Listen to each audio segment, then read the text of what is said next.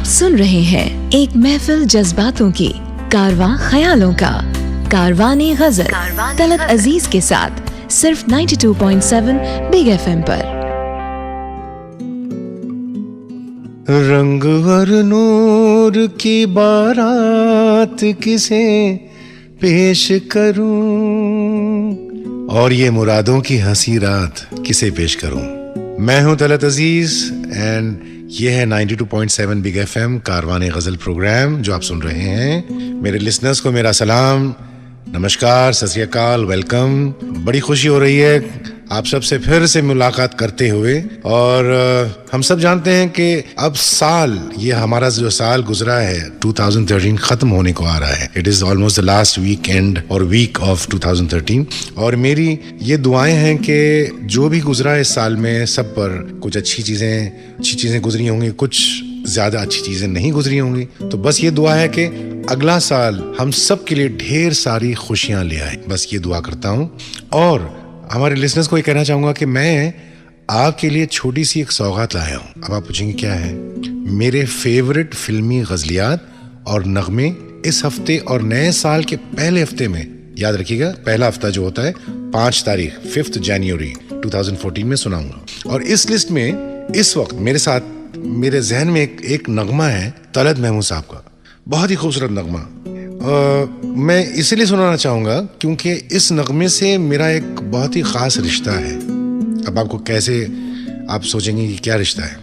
हाँ, हमारा ये रिश्ता है कि मेरी जो वालदा थी, उनके जो मामू थे, मतलब मेरे नाना, उन्होंने अपनी सारी जायदाद उर्दू के लिए उन्होंने वक्फ कर दी, मतलब ट्रस्ट बना दिया। और वो आज भी हैदराबाद में उर्दू हॉल के नाम से जाना जाता है। और उर्दू हॉल मतलब लाइब्रेरी थी, बुक्स थे और एक ब्यूटीफुल ऑडिटोरियम बना था। और 1963 और 64 की बात है, मुझे याद नहीं एग्जैक्टली किस साल। इसका जब इनॉग्रेशन हुआ तो तलत महमूद साहब खुद आए थे बॉम्बे से और उन्होंने लाइव प्रोग्राम किया था गजल का, और जिसमें वो हारमोनियम तबले पर बैठकर, सामने बिल्कुल महफिल की बैठक होती ना, तकरीबन मेरे ख्याल 500-600 आदमी थे, और उन्होंने गाया था। और मैं जब छोटा बच्चा था मैं बिल्कुल सामने बैठा था, बिल्कुल actually with in touching distance उनके सामने। और उन्होंने बहुत सारी अपनी मशहूर गजलियात या फिल्मी नगमे सुनाए। उसमें से मुझे याद है ये, जलते हैं जिसके लिए, जलते हैं जिसके लिए, तेरी आंखों के दिए, ढूंढ लाया हूं वही आज मैं तेरे लिए। तो आप जान रहे हैं ना कि मैं अपने फेवरेट नगमे और गजलियात आपको सुना रहा हूं। मैंने वादा किया था ओनली ऑन 92.7 बिग FM कारवाने गजल में। तो अब मैं सुरेश वाडकर साहब का ये नगमा तो नहीं, गजल सुनाऊंगा जो मेरी फेवरेट है। और वो सुनाने से पहले हम सुरेश वाडकर साहब से ही टेलीफोन पर बात करेंगे। सुरेश जी नमस्कार, खुशामदी। क्या हाल है तलत जी, कैसे हैं आप? मैं बिल्कुल ठीक हूँ।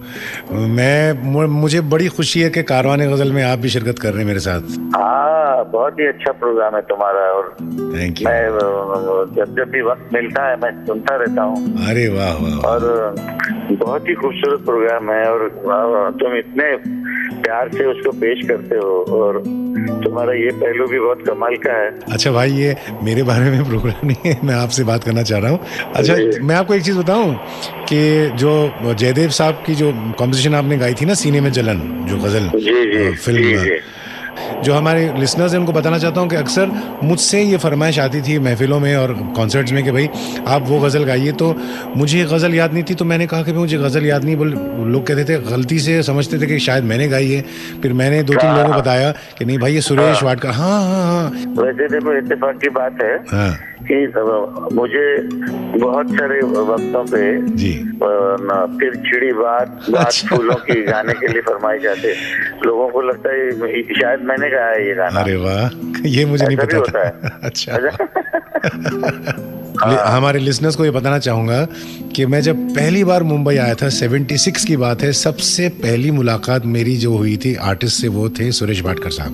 क्या बात है। तो आप हमारे लिसनर्स से कुछ इसके बारे में शेयर करना चाहेंगे, रिकॉर्डिंग के बारे में, कैसे हुई, क्या कुछ? हाँ, मैं बड़ा दुखी हो गया था एक्चुअली।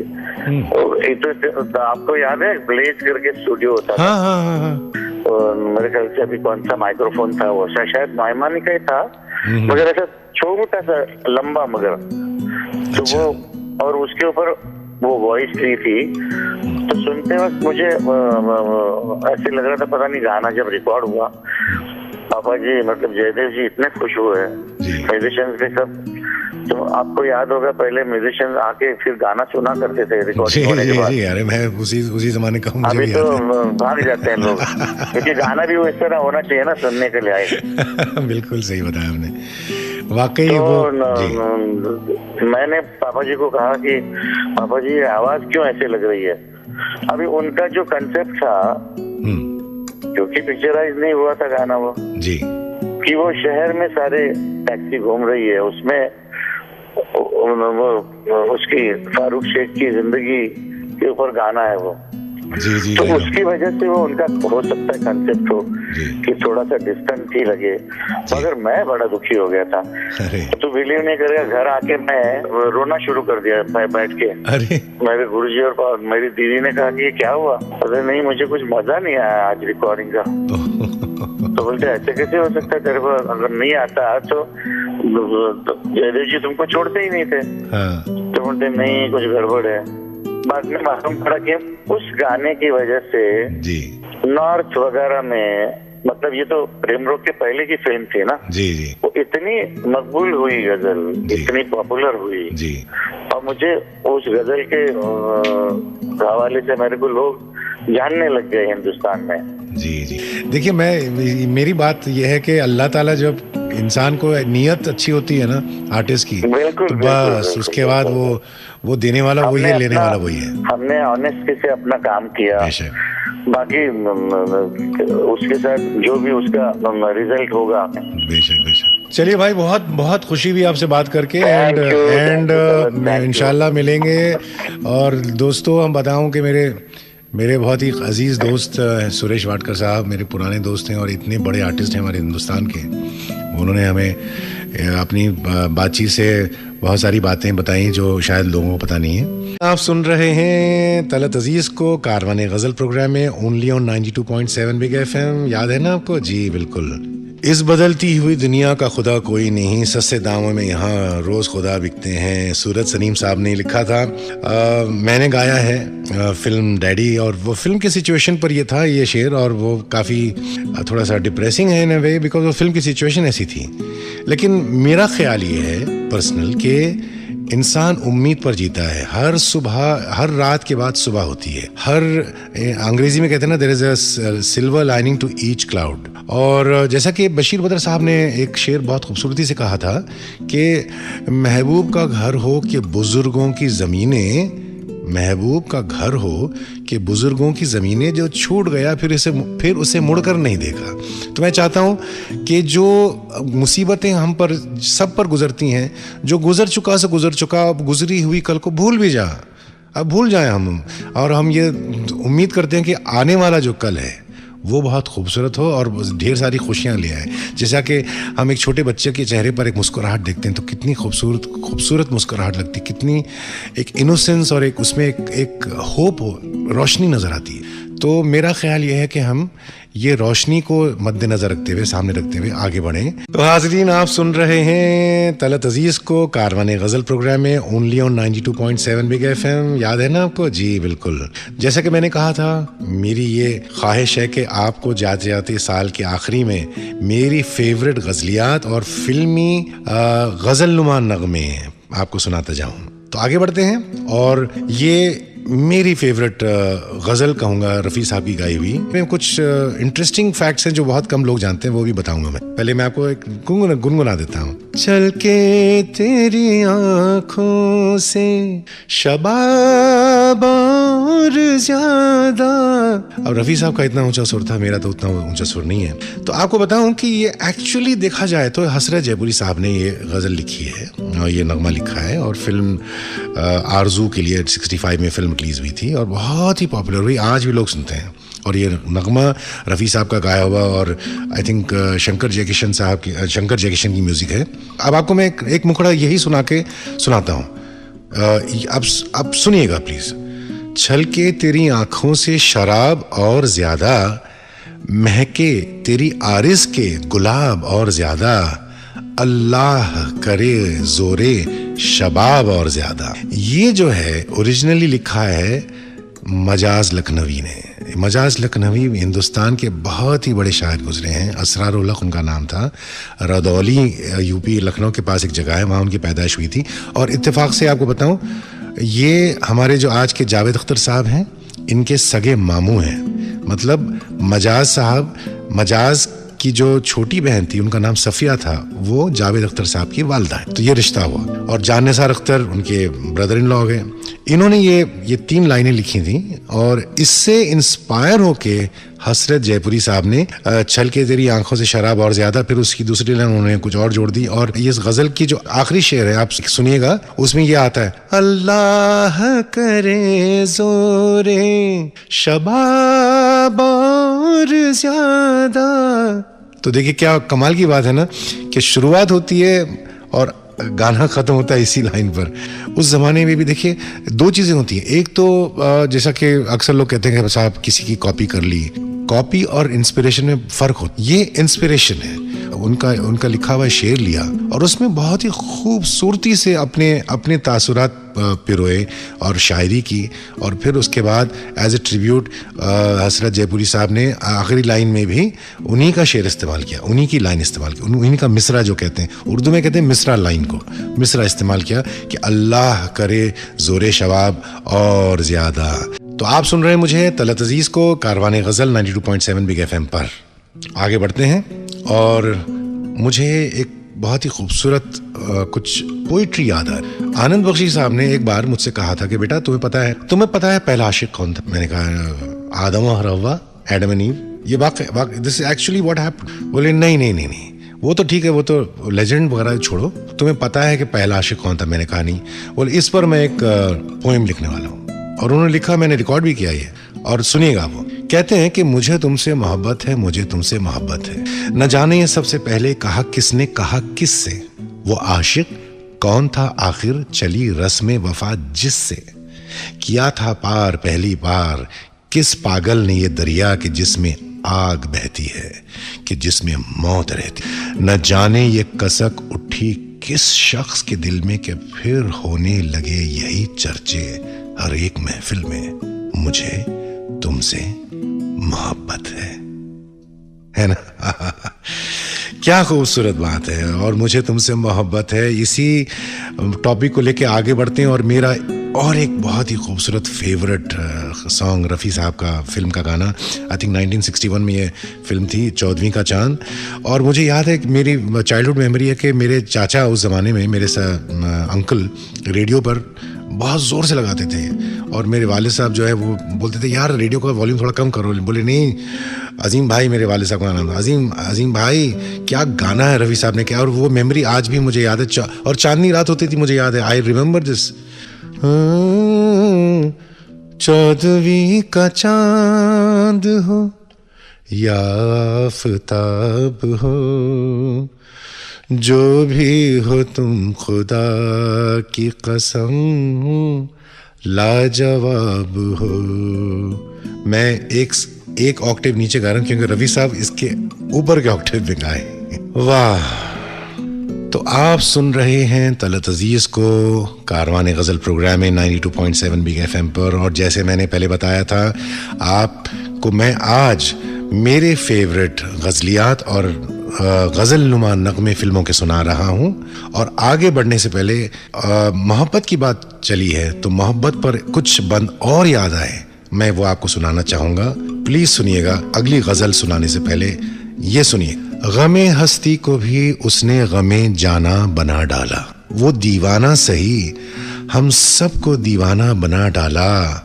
हुआ आगाज दुनिया में मोहब्बत की कहानी का, समंदर बन गया ये दिल जो एक कतरा था पानी का। मुझे तुमसे मोहब्बत है, मुझे तुमसे मोहब्बत है, न जाने ये कहा किसने कहा किससे, वो आशिक कौन था आखिर चली रस्म वफा जिससे, किया था पार पहली बार किस पागल ने ये दरिया कि जिसमें आग बहती है कि जिसमें मौत रहती है। न जाने ये कसक उठी किस शख्स के दिल में कि फिर होने लगे यही चर्चे हर एक महफिल में, मुझे तुमसे मोहब्बत है। वाह। तो मोहब्बत की बात आगे बढ़ाते हैं और मेरा फेवरेट नगमा है प्रेम गीत फिल्म से, जगजीत सिंह साहब की का गाया हुआ, होठों से छू लो तुम मेरा गीत अमर कर दो। हालांकि मैं कुछ दूसरे की से गा रहा हूँ, सुर अलग है मेरा, लेकिन इसमें जो एक फेवरेट मेरा वो बंद है, क्योंकि ये गज़ल नहीं है, इसमें अंतरे में 3 लाइन है, ना उम्र की सीमा हो ना जन्मों का हो बंधन। क्या बात लिखी है, इंदिवर साहब की लिखी हुई लिखा हुआ नगमा है, ये गीत है। ना उम्र की सीमा हो ना जन्मों का हो बंधन, जब प्यार करे कोई तो देख ले केवल मन। प्यार मन से ही होता है, दिल से होता है, रूह से होता है। तुम हार के दिल अपना मेरी जीत अमर कर लो, होठों से छू लो तुम मेरा गीत अमर कर दो। वाकई ये गीत अमर हो चुका है। मैं आपको बताऊं, पर्सनली बताता हूं कि जब भी जगजीत सिंह साहब ये अपने प्रोग्रामों में गाते थे, सारी ऑडियंस उनके साथ गाती थी, और अब मैं जब भी ये फरमाइश आती है मैं गाता हूं अपने प्रोग्राम्स में, तो लोग साथ में गाते हैं। आप सुन रहे हैं 92.7 बिग एफएम पर तलत अजीज को कारवाने गज़ल प्रोग्राम में, और जैसे आपको पहले बताया मैं कि आज मैं आपको अपनी फेवरेट गज़लियात और फिल्मी नगमे जो गज़लियात के नज़दीक हैं वो सुना रहा हूं। अब आगे बढ़ते हुए मैं चाहता हूं कि रफ़ी साहब जो एक लेजेंड हैं, सारी दुनिया जानती, और उनके बारे में मैं क्या कहूँ, मैं तो कुछ भी नहीं हूँ कहने के लिए, लेकिन फिर भी मैं अपना एक पर्सनल एक्सपीरियंस आपको सुनाता हूँ। रफ़ी साहब से मेरी मुलाकात हुई थी 1978-79 की बात है मेरे ख्याल, रिकॉर्डिंग स्टूडियो में। वो रिकॉर्ड कर रहे थे एक प्राइवेट एल्बम, और मैं नया आया था मुंबई, तो आई वेंट देयर, और जैसा कि हर एक न्यू कमर का होता है कि बहुत ही आप भाई एक बहुत बड़ी हस्ती अंदर है और वो रिकॉर्ड कर रहे हैं, आप ज़रा शर्माते हैं, और मैं कोने में खड़ा था। और जब वो बाहर आए स्टूडियो के वर्ड्स, जहाँ जो रिकॉर्डिंग बूथ था जहाँ पर मैं बैठा था कोने में, तो वहाँ पर ज़ुबैरी साहब जो रिकॉर्डिंग इंजीनियर हैं, उन्होंने कहा कि रफ़ी साहब ये लड़का आया है हैदराबाद से, तलत अजीज़, और ये बहुत अच्छा गाते हैं, तो ये आपसे मिलना चाहते हैं। तो वो मैं आपको ये बताऊँ कि रफ़ी साहब इतनी बड़ी हस्ती है, उन्होंने जो दिल से मुझसे, जो खुलूस और मोहब्बत से जो मिला, उन्होंने दिल से, ऐसा नहीं था कि एक फॉल्स ह्यूमिलिटी होती है, अच्छा, या एक होता कि मैं तो फला हूँ, अरे कैसे हो भाई, एग्जैक्ट वर्ड्स मुझे याद हैं, कैसे हो भाई, बड़ी खुशी हुई आपसे मिलकर। इतना सॉफ्ट बात करते थे कि आप यकीन नहीं कर सकते कि यही रफ़ी साहब हैं जिनकी आवाज़ आप सुनते थे रेडियो पर और सुनते हैं, और जब बात करते थे तो इतना सॉफ्ट स्पोकन आदमी था वो। रफ़ी साहब की मेरे हिसाब से खासियत ये थी, और मैं ये अक्सर कहता हूँ, ये मेरा दिस इज़ माई रीडिंग, कि इंसान की जो शख्सियत होती है, जो रूह होती है, दो तरीक़ों से वो नज़र आती है। एक तो अपनी आँखों के ज़रिए और अपनी आवाज़ के ज़रिए। जो रूह में द सोल, जो आत्मा होती है, उसकी परछाई आपको उस शख्स की आवाज़ और उस शख्स की आंखों से नजर आती है। ये मेरा ख्याल है। मैं छोटा हूँ, मैं ये बड़ी बात नहीं करना चाहिए, लेकिन मैंने जितनी जिंदगी देखी है, मेरे ख्याल से यही है। और रफ़ी साहब के अंदर जो नूर था, जो हम कहते हैं नूर रोशनी को सिर्फ नहीं कहते हैं, नूर स्पिरिचुअल लाइट को कहते हैं। एक वो रोशनी जो अल्लाह ताला दाता वो एक बंदे को दे देता है, और वो नूर छलकता था उनकी आवाज़ में, इसलिए वो उनकी आवाज़ में वो लोच और वो जो भी आप कहें उसके लफ्ज़ ख़त्म हो जाते हैं। अलविदा करने से पहले जाते जाते मैं चाहता हूँ कि एक छोटा सा तोहफ़ा आपको देते जाऊँ। साल ख़त्म होने पर, अगले साल तो मिलूँगा ही मैं, आप जाते जाते आपने सुना कि मैं रफ़ी साहब, दलत साहब, बहुत सारे जगजीत साहब की गज़लियात आपको सुनाया।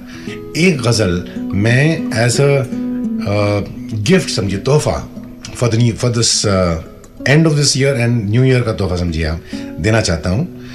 एक गज़ल है बशीर वदर साहब की, आपको मुबारक हो यूं नई सहर आई, जैसे एक दुल्हन की पहली पहली अंगड़ाई।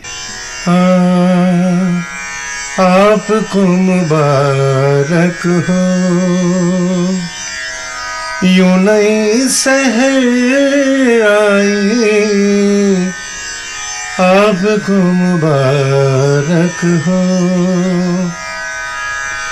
यूं नई सहर आई, जैसे एक दुल्हन की, जैसे एक दुल्हन की पहली पहली अंगड़ाई, आपको मुबारक हो। उन्होंने खास तौर पे लिखा था क्योंकि 85 में मैंने बशीर बदर साहब को मैंने रिक्वेस्ट की थी उनसे, डॉक्टर साहब मुझे एक नए साल पर एक कोई ऐसी गज़ल आप दीजिए ताकि मैं उसको कंपोज करूं और गाऊं। उस ज़माने में नए साल पर लोग गज़लियात सुना करते थे। आज भी आपको सुना रहा हूं नए साल के मौके पर ही। तो उन्होंने ये लिखा था और मैंने कंपोज की और इसको रिकॉर्ड भी की। एक मेरा जो भी एल्बम है वगैरह नाम नहीं लूँगा मैं, वो है ऑलरेडी। तो वही एल्बम से इस रिकॉर्डिंग में मेरे साथ सारंगी पर थे उस्ताद सुल्तान खान साहब, हिंदुस्तान की बहुत बड़ी शख्सियत, गुजर चुके हैं, बहुत प्यार करते थे मुझसे। उन्होंने सारंगी बजाई थी। ये रिकॉर्डिंग जाते जाते आपको मैं एक तोहफे की तरह नज़र करते जाता हूँ नए साल पर कि आपको मुबारक हो, यूं नई सहर आई। और मैं दुआ ये करता हूँ कि नई सहर हम सब के लिए इतनी खुशियाँ ले आए और ढेर सारी खुशियाँ अल्लाह ताला सबको दे। और अगले साल आपसे मुलाकात होगी, अगले साल मतलब नेक्स्ट वीक जी, 5 जनवरी 2014। मेरे फेवरेट गज़लियात और नगमों का सिलसिला अगले हफ्ते भी जारी रहेगा। अगले हफ्ते यानी कि next Sunday which is going to be 2014। Same time same radio station, कौन सा? 92.7 big FM Karwan Ghazal program में। और मैं हूं तलत अजीज़। आपसे अब मैं अलविदा चाहता हूं, अलविदा कहना चाहता हूं, खुदा हाफिज़ कहूँगा, शब बख़ैर कहूँगा। मुझे यकीन है कि आपको मज़ा आया होगा, इतने सारे आपने नगमे सुने और ये साल आपका अच्छा गुजरेगा। अभी जो 2-3 दिन बाकी हैं। मेरे सुनने वालों को बहुत प्यार भरा सलाम, नमस्कार, गुड नाइट, शब बख़ैर।